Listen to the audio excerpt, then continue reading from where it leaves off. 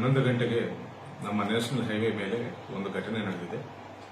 ಸಂಜೀವ್ ಕುಮಾರ್ ಅಂತ 48 ವರ್ಷದ ಒಬ್ಬರು ಬೈಕ್ ಮೇಲೆ ಹೋಗ್ತಿರುವಾಗ ಮಾಂಜಾ ವೈರು ಕುತ್ತಿಗೆಗೆ ಕಟ್ಟಾಗಿ ಅಲ್ಲೇ ಬಿದ್ದು ಸಾವನ್ನಪ್ಪಿದ್ದಾರೆ ಅನ್ನುವ ಒಂದು ಪ್ರಕರಣ ನಮ್ಮ ಗಮನಕ್ಕೆ ಬಂದಿದೆ.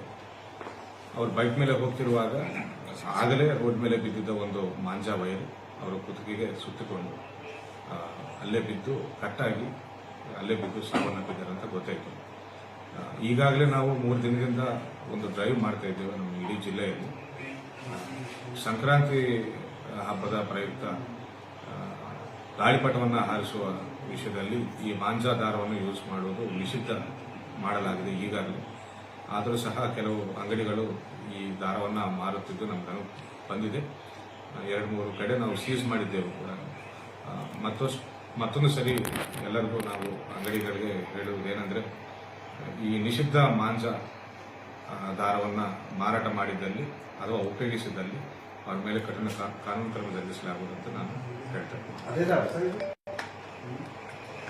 48 ವರ್ಷ ಇವರು ಲಾರಿ ಕ್ಲೀನರ್ ಆಗಿ ಕೆಲಸ ಮಾಡ್ತಿದ್ದಾರೆ ಅಂತ ಗೊತ್ತಾಯಿತು. ಅವರು ಒಂದು ಹಾಸ್ಟೆಲ್ಗೆ ಹೋಗಿ ಮಕ್ಕಳನ್ನು ಕರೆಕ್ಟ್ ಮಾಡ್ಕೊಂಡು ಬರ್ಬೇಕಂತ ಹೋಗ್ತಾ ಇದ್ದಾರೆ ಅಂತ ಗೊತ್ತಾಯಿತು.